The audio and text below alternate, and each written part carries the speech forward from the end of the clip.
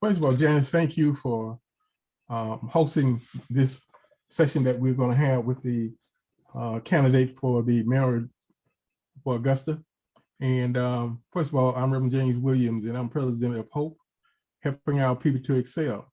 And we as Hope felt that it was very important, especially in the latter days now, to get as much information that we could on a more personal level as we are here tonight at this time from the candidate, and allowing him to express to us in a more personal way what his views are in the upcoming election, and then also as serving as mayor.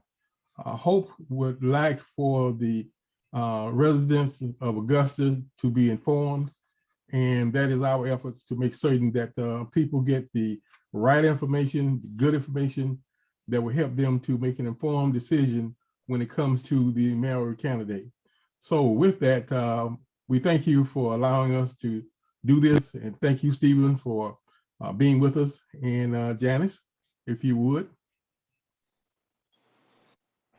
All right. Thank you so much for that, Reverend Williams. I appreciate this partnership between Hope, that I'm a member of, as well as Local Matters, which is my radio show and podcast. This is going to be the first video episode of Local Matters.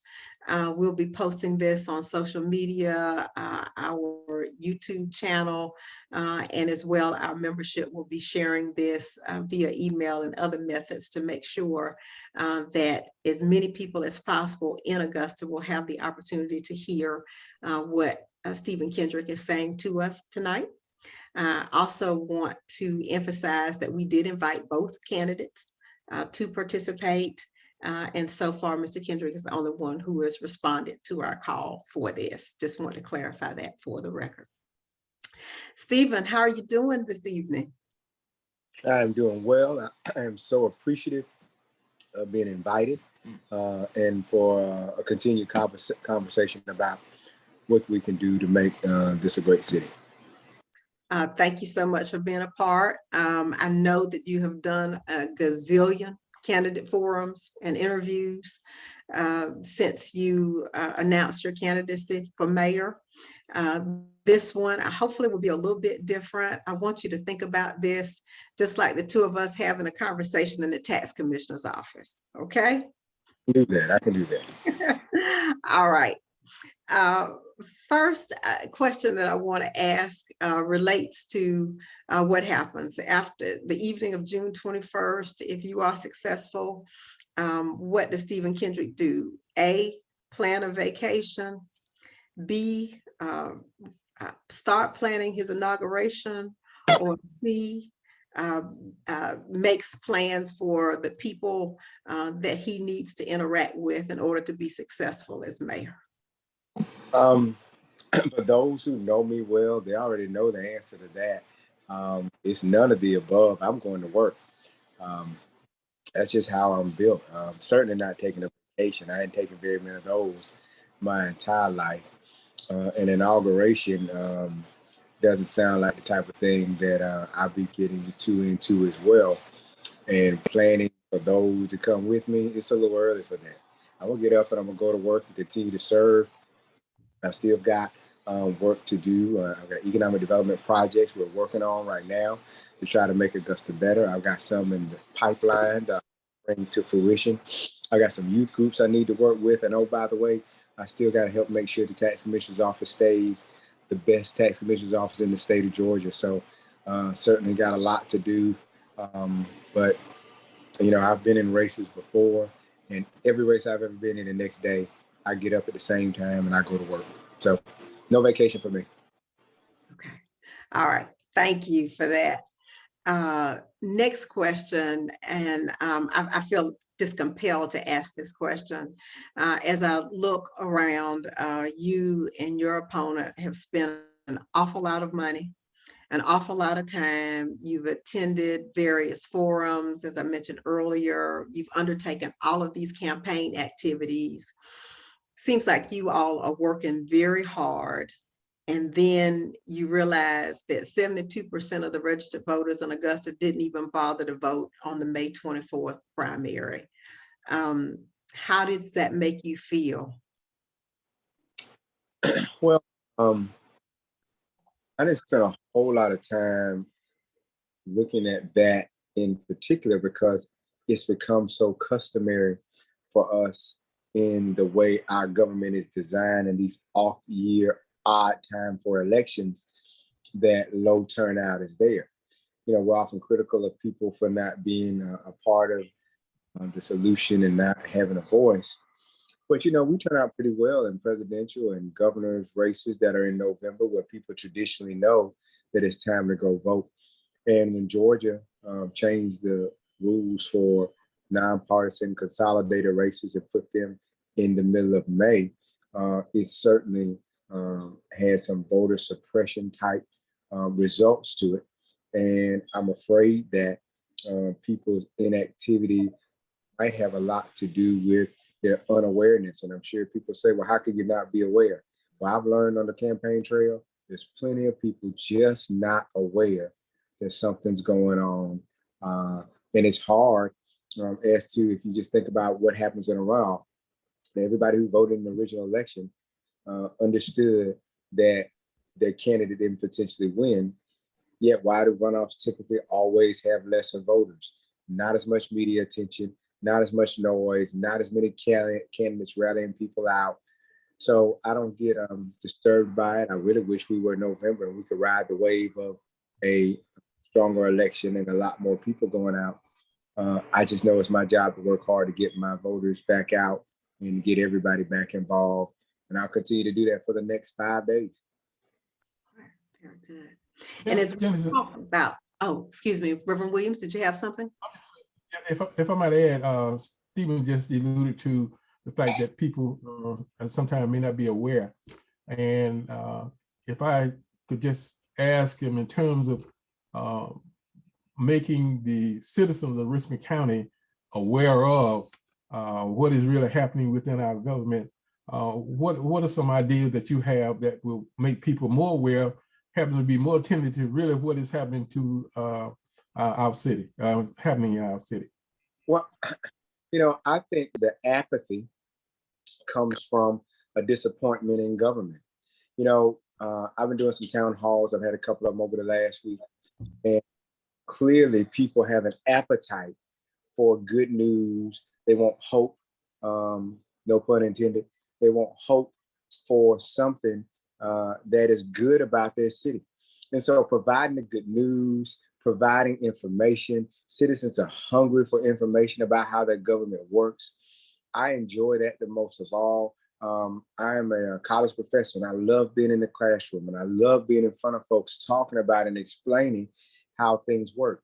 And I think there's a great appetite for that. And so I plan to go on a full-fledged tour over the next few months, presuming my win, in which we can continue to educate people about government and see if they can create some energy and some hope about a brighter future. And I think that awareness comes then because people want something to believe in. And right now they just don't have a lot of belief in government.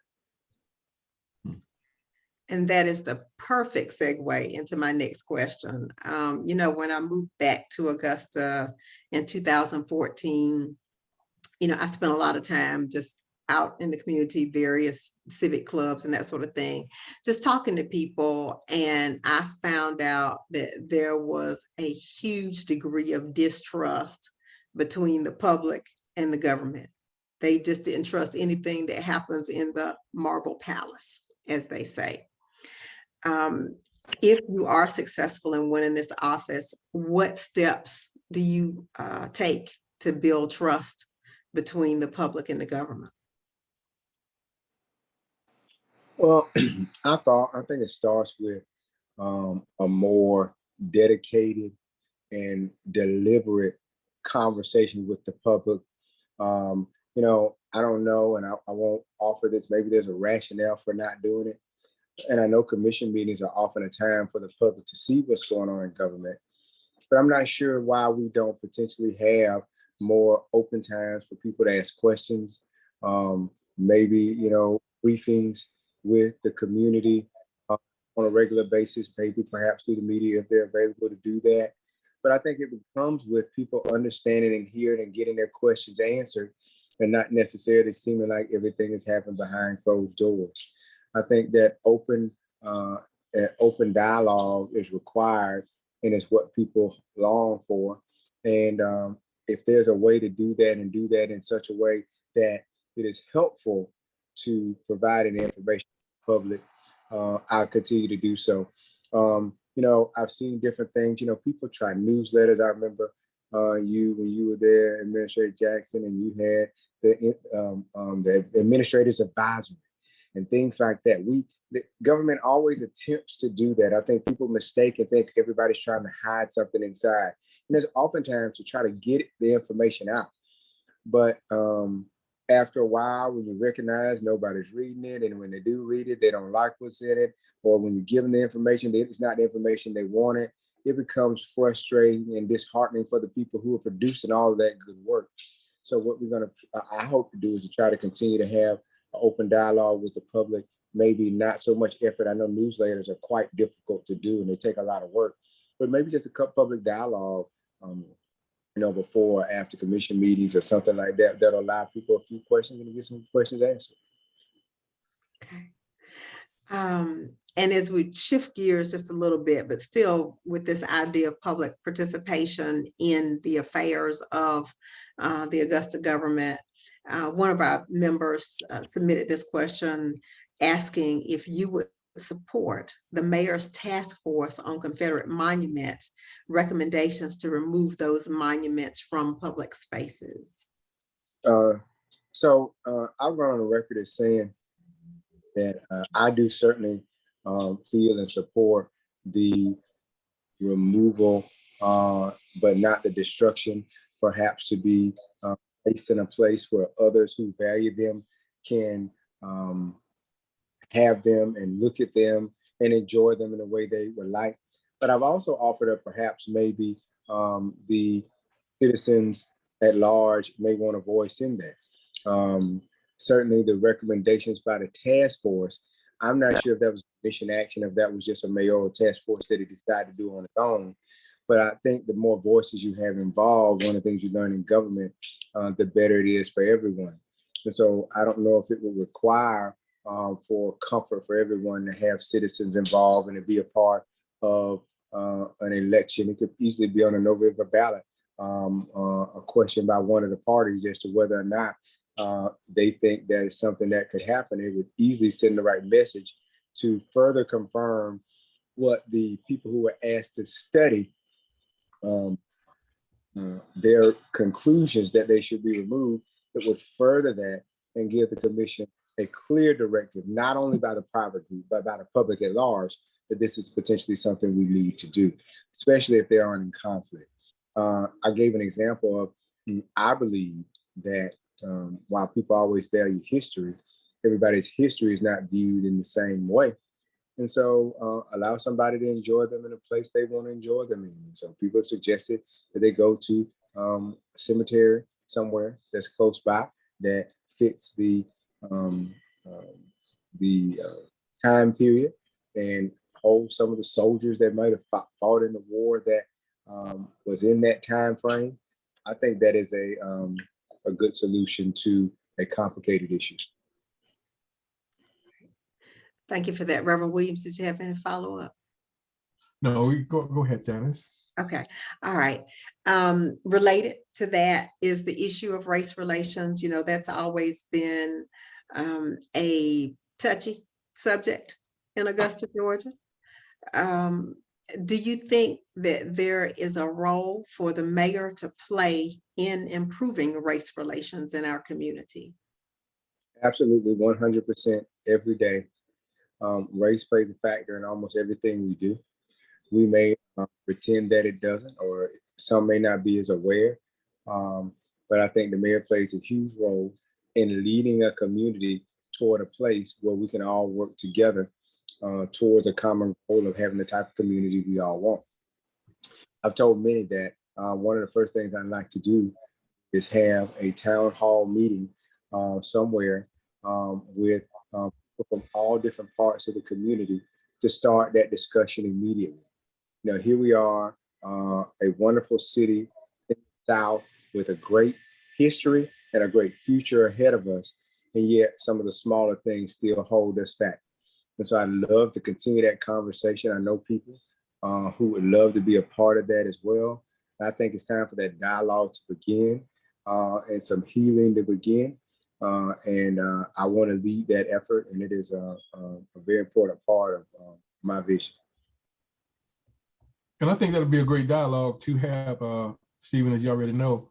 The last census shows us what our city is now in terms of when it comes to population, when it comes to the majority and being a Black city, because of the numbers that has come in through the census, that we've grown quite a bit.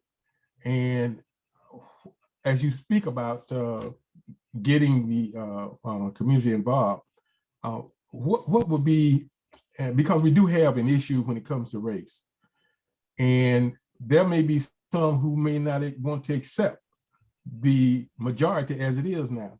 So what would be an effort that you would take to bring those minorities into the, I guess you can say, the full mix of this new melting pot? So my solution first is to start a dialogue, and the dialogue would start, interestingly, with a representation that mimics our population. You know, I have a vision of, in the old days, people had the committees of 100. Mm-hmm. And I see a committee of 100 sort that may consist of 60 to 61 African Americans, and then a representative number of non-African Americans from all walks of life, from all parts of town, and try to get that committee of 100 together to begin a dialogue. And it'll be difficult. It may be a little bit more than 100, maybe a little less, but understanding that we could represent in a room what Augusta looks like, both wealthy businessmen, both people that live in public housing, someone that lives on the river, someone that lives on Brown Road. All of those different groups could be represented in a room just to sit there and look at one another and say, it begins here. I have a vision about doing that. And I've spoke to many people about that committee of 100 will look like Augusta, and it will begin the discussion. I can vision that same committee being a committee that visits other cities. And think about this. You got a group of 100 people that look like Augusta, who all want different things for Augusta. But imagine that group going and visiting other cities to see what are they doing different, and everybody taking in something different when they go. Everybody won't see it as the same thing. I think it's an absolutely great model for us to say, this group represents who we are, and this group can be a advisor of sorts to government, informal, if you will, but something that people can say, we don't all agree when we're in this room, but we certainly understand ourselves a lot better. Republicans, Democrats, wealthy people, bankers, lawyers, everybody should be represented. And believe it or not, I already start working on that list because I think that is something that will help our understanding of one another. All right. Thank you. Yes, thank you for that. And we're going to go, obviously that's a conversation that is held in Augusta, probably not in the forums that it needs to be. You know, we talk about it privately, but I don't think there's enough public discussion about race relations, as you indicate. Another topic that we're all talking about is the violence in the community that we're seeing right now. I happened to be walking down Broad Street today, and I saw a dedication, if you will, to the life of the young man whose life was lost at the corner of 10th and Broad. There was a pretty good sized crowd out there just commemorating his life and contributions. And we know that over the last several months, there have been several deaths due to gun violence. Some of these incidents have been deemed to be drug related. We're just seeing a crime here that is not what we'd like it to be. And we know that this is a nationwide trend. I mean, over the last 2.5 years, there's been an increase in crime for a number of different reasons. And again, I'm going to ask, what would be the mayor's role, if you're there, in addressing the issues related to crime, drugs, violence, etc.? So as you well know, the law enforcement portion is a unique something in Augusta, Georgia, because our law enforcement is all led by the chief law enforcement officer for our county and our consolidated government, which is the sheriff. It certainly doesn't mean we as elected officials, leaders in the community, me speaking of the mayor and the commission, don't have a voice and influence. But it's not like normal cities and municipalities where you have the ability to affect directly how things operate in that regard. This requires us to have a great working relationship with that chief elected official in such a way to help follow the vision that is set by them. That's difficult sometimes for governments and for the governing authority when they feel the priorities might lie somewhere else. I think the mayor and commission's role right now is to be very supportive and advocate and bring awareness to the violence issues. We got to find some things to do that allow the young folks who are being involved in the violence that's there, give them some hope and things to believe in. That again goes back to the problem of hope again. When people don't have hope, you know what the saying says. It is a problem.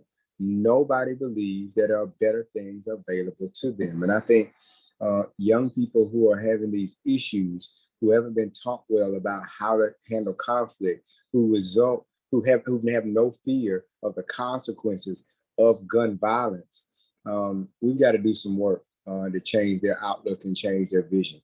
More men, more African-American men have to get involved in the fight for these young men in their lives, because these young men who are doing crimes become adults who do crimes as well. And we've got to do more. I've got groups that do that right now. I participate and I continue to, but a call to arms might be a bad choice of words there, a call together to make sure that we are there for these young men is certainly in order.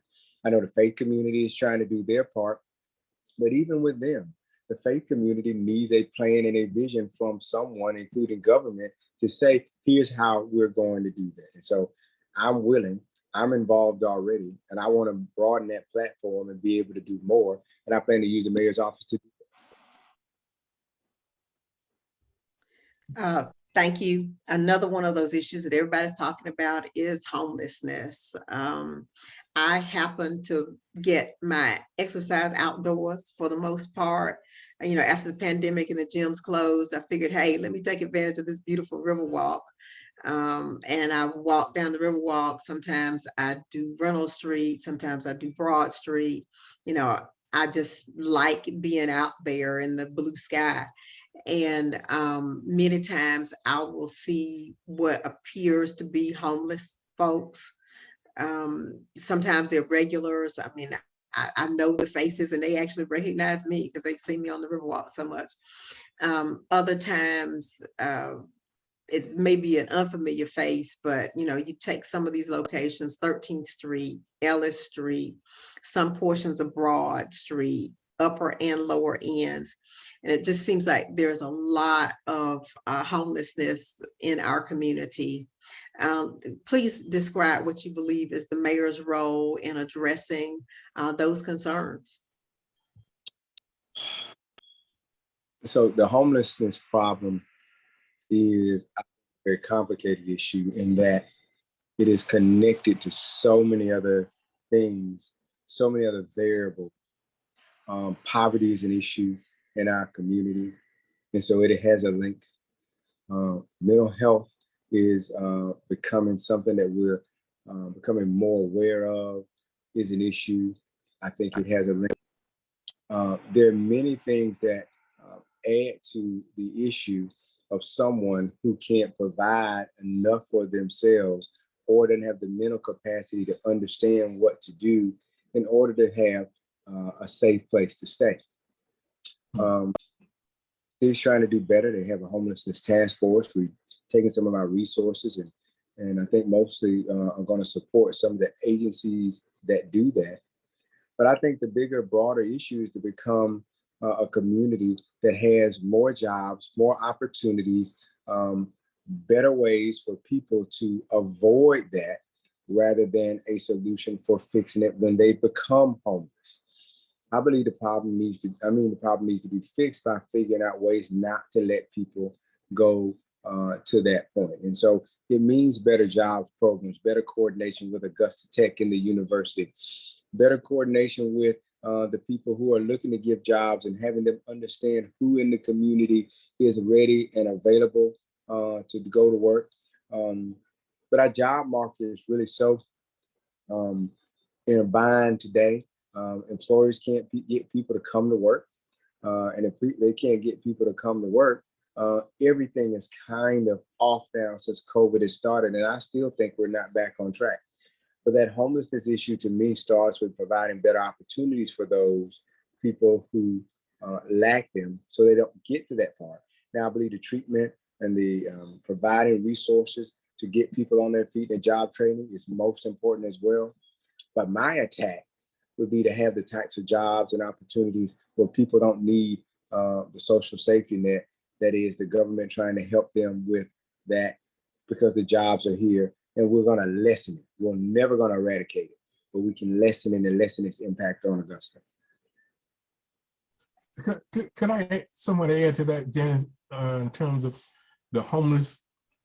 For those who may not fall into the category of being helped in the ways that you're talking about.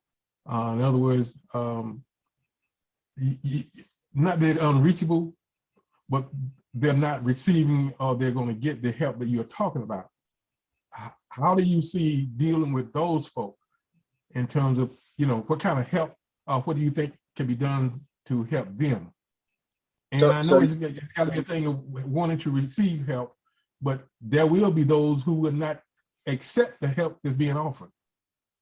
Yeah, and so here's why I think government sometimes oversteps in the things that they're not equipped to do. There are medical professionals, there are people in the community whose jobs it is to understand how to engage with individuals like that. I think government in serving our people and serving in our role sometimes doesn't do enough just to support those who professionally do those things to help serve those you mentioned need the help but are resistant to the help, rather than government going in and trying to solve the problem. This is one where I clearly think that we need to stay out of the medical professional business, because if you're refusing to help, I think you've gotten into medical issues now. You're not talking about normal issues. If someone mentally has decided they're not accepting of the help, you obviously have issues that are broader than someone who we pay $20 an hour at the city to get involved in. I think government's role is to recognize that we are a support mechanism for those who specialize in that. So we're lucky enough to have one of the best universities and medical centers in the Southeast right here amongst us. We've got a fort, an Army fort that has professionals there who understand that. Getting those people connected and on the same page is government's role in its leadership role in saying, here's a problem we have in Augusta. Point them in the right direction, and government needs to get out of the way.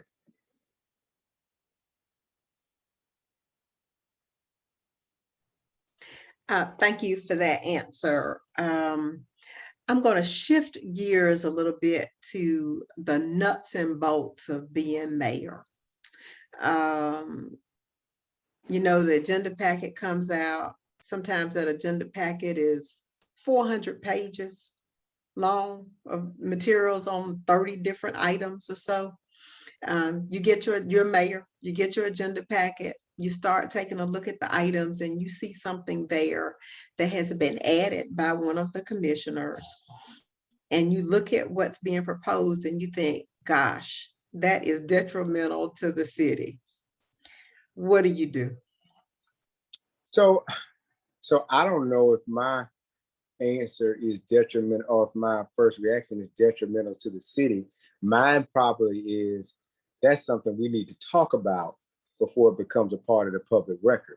See, I think oftentimes when folks are working together and working with one another, we have to have a mechanism for us sharing and have a credibility with one another so that I can call and say, hey, maybe this is something we should discuss. I think that's what's lacking oftentimes in our government now. Those relationships all start off built well. People always say, oh, we go to dinner together, we're fine. We get together on 95% of the things, we vote those unanimously. And that's fine and good if you're going to play the numbers. But the things that you don't agree on are the things that are most important for this community, are the ones they are looking at. And I think those are the times in which your mayor is most important in having influence and credibility enough to be able to stop and move those items. That's a credibility issue. That's work that's done beforehand. That's work that's done over years and months, and it's constant and it evolves all the time. You know, they claim to be a family there, but we know how families work. You don't always get along in families, but you always stay together and try to. And so I think that that item that I saw, that I feel as though, man, this is not a good time for that to be on the agenda, requires a phone call. It requires some conversation. It requires me visiting them to say, hey, would you consider, let's do this different and let's talk about it. It's pretty much the only thing you can do. You know, we both, you know, our government is more like the Senate. Each one of them is able to stop and put anything on they want pretty much at any time if they go through the committee cycle in the right way. So it takes some legislative discussions for it to happen. And I have always been noted to be good at that. And hopefully I can put that skill set to good use. Okay. Let's say you call that commissioner and say, hey, you know, can we talk about this? And they said, we'll talk about it on Tuesday. What do you do then? And so I suppose then if more cajoling and convincing doesn't work, we will talk about it on Tuesday. But that's when you get a chance to work with the other commissioners to find out where they are on this very same issue, figure out if they are in alignment with that commissioner already, or are they running solo. There's ways in group dynamics to manage situations. It happens all the time. Group organizational behavior is something I study. It is something that I taught. And I love understanding how organizations ebb and flow. This is one of those, if someone's insistent on it being a public discussion, it can't be a public discussion if nobody else wants to talk. There's rules of governance that you can have as a chairman of the organization that allows things to be discussed if everybody's agreeing to discuss it. I just don't think we use enough of our opportunity to limit debate, limit discussion, not allow things to become a part of the record and become devastating before they're ready. And there's some opportunities and ways to do that if chosen, if available. All right. Thank you for that. And one other aspect of the job, not just as working with the local legislative body, which is the Augusta Commission, the other legislative body that a mayor interacts with is a local legislative delegation to the Georgia House of Representatives and Georgia State Senate. How would you propose to engage those legislators in addressing some of Augusta's most significant challenges? And what challenges do you think that they would be most helpful with? So, I think it has always been a unique situation. Our members of the General Assembly from Augusta have always felt somewhat detached from our local government. And again, I think that has a lot to do with its elected leaders not making a way for them to be involved in what we do day to day. Of course, we have a meeting at the end of the year before the delegation goes back, and we're supposed to provide a list of things and items that are important for Augusta. I just don't know how much of that actually has gotten done, how much due diligence is done as a body. Surely staff has issues and things that they know that could be helpful for them at state level if the folks in the legislature would push those things through. But I think a holistic conversation that probably should start much earlier than the December before they go back is in order. Constant, transparent communication needs to happen more regularly. Certainly could have quarterly meetings or bi-monthly meetings with the legislative delegation, with members of the body to continue to talk. And I think that's, again, a part of the communication. I have those relationships now with those members of the delegation. And I talk to those members of the delegation about legislation. Having been a former tax commissioner, there were items that I needed them to work on for me. So I talk regularly with them then. So I understand the dynamics for how useful they can be to helping administrate and advance a agency, or in this instance, a government. Are there any particular challenges you have in mind that you would like to share with our delegation? Certainly, I'd like to see if they can have more influence with DOT as far as road work and the resources that come to an area. You know, we got a little spoiled, we got a T a penny, and we got excited and we said, oh my goodness, we got a T a penny, we can work on it. But I believe that T a penny allows the DOT for the discretionary dollars they have other places to then shift those discretionary dollars to other places, because we were one of the first ones to select to self-fund improving our roads here. Augusta is a very mature city, and thus we need more work on our roads and infrastructure than a lot of cities. It being one of the oldest cities in Georgia means that we got more things that we need to catch up and do. So that is one of the things I'd like to work with the legislature on, is that certainly trying to bring more economic development projects to this community and seeing how they can be helpful with those. We locally do a great job of bringing economic development projects here, but work with Pat Wilson and the Department of Economic Development and those types of things, and DCA and those state agencies are very important. I certainly like to see them do something there. Any way that you can bring resources to a community helps that community thrive. And at the state level, with Georgia having the type of budget it's had this year, it's probably had one of the most robust years of collections that it's ever had. How's Augusta benefiting from that? How can we get in line to get some of those additional resources so that we can do more in our community directly, and then save our local dollars to do the specialized projects we need to do? There's any number of things I think we can work together on so that they can feel useful in helping advance local government, and we can all serve the constituents that we've all been elected to serve. All right, thank you for that. As I indicated earlier on, and I'll reiterate, our HOPE membership helped develop this list of questions.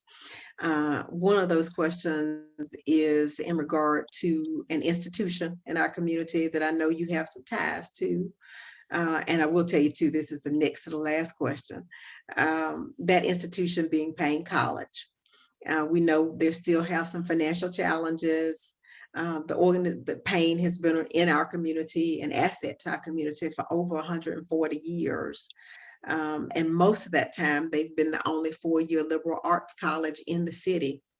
Studies have shown that Payne has an annual economic impact of approximately $25 million. And also, according to some research, the law allows nonprofits to receive public funds as long as they are making an equal financial impact to the community. If you are successful in winning the office of mayor, will your administration be able to strengthen Payne College financially or otherwise? And please tell me your thoughts just generally on the topic of Payne and how the city can be helpful in furthering the financial and other goals of that institution. So I think Payne as an asset to this community is probably one of the more important things that we need to pay close attention to. As you've described, its history speaks for itself. And for many African Americans in this community, it is the reason for their success. Its foundation, its effect on their lives has been tremendous. But you also described the financial issues that they've had. And without going further into blame, lower population, along with assets that continue to be costly to maintain, equal a bad situation. Now, you asked about whether the city could be able to financially help support. I think that is something that we're going to have to very carefully figure out whether it's our role and how to do it. I certainly think that we need to find ways in which to financially support pain. I think the city has some great avenues philanthropically to help point, assist, direct, and help. But I think when it comes time for direct financial support, when we've done that before, it might be needed at this time, but then becomes the decision over fixing the pothole or sending money over to paying college. And you know that becomes difficult each and every day. Those priorities can be made. And once looked at the budget and a budget in which internally I actually have an effect on, I certainly would look for ways in which we can make Fame more financially stable. If that requires us looking at how the city could financially help, if we had the wherewithal to do so, I could be in support of that. But I think more importantly, there are ways for our city to draw enough attention to help Payne. Looks what happens most recently with the Augusta National and what they did. Payne didn't do that by themselves. Payne did that with the assistance of people like myself and others who directed that organization, who asked that organization to become a part of the solution for Payne College. So now Payne is the beneficiary of millions of dollars from an organization that sits right here in our community and does good work. But guess what? There are other organizations that may be very willing to do the same thing, but Payne College needs a partner to stand alongside them step by step to help work those particular philanthropic givers and say Payne College is worth the effort. That is my role primarily, I believe, is to stand alongside whomever that president is and say, this organization needs your support. It cannot die. And I'm committed to doing that. As most know, I have family members who's graduated from Payne. We are huge supporters. I like to tell my mother all the time that you're giving my children's inheritance back to Payne College each and every month. And it's probably still happening today, and it's continued to happen today. But I think Payne's worth it. And I like to get Augusta understanding why it's worth it. And I don't know if Payne's told that story good enough either. You know, we talk about that with our own government. We talk about that with the school system. Organizations sometimes are so busy doing the good work that they don't think about how to tell their story so others receive it. Maybe that's part of the solution too. All right, thank you for that. I have one last question from me, and I don't know, Reverend Williams, do you have any other questions you'd like to add? No, Janice, go ahead. Okay, my one last question is this. Is there anything that I did not ask you that you wish I had asked? Well, we didn't talk economic development at all. And I think that economic development for Augusta is paramount to moving the city in the right direction. Most recently, I've been involved in a big announcement as it relates to what's going to go on at a Regency Mall. We've talked about getting more restaurants and retails for the southern part of our town. We have new grocers coming up near Fort Gordon. We need more grocers in the East Augusta area. The 15th Street corridor has had some improvements with what's going on with the hub and the new Boys and Girls Club. There's any number of things that have happened. Augusta Tech's putting perhaps this automotive school right down in the middle of the walkway, which will bring more people downtown. Many, many things that need to happen as it relates to our city growing more, because I think the problem with Augusta right now is this economic growth, and that is directly tied for me to residential housing growth. I think that we've got to grow bigger. We've got to get more people living here, living in homes,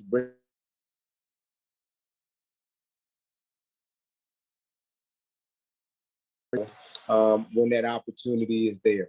It's a broad subject. We could talk about economic development for an hour, so maybe it's good that you didn't ask that first, but certainly it's high on my radar as it is the solution to making Augusta achieve the advancement that it is deserved. And there'll be a very, very big part of any administration in which I have.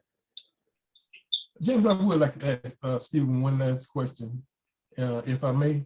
Sure. If you got elected mayor of Augusta, Richmond County, what would you ask the citizens of Richmond County to do to help the mayor's office be a successful office, not only that office itself, but our whole county government?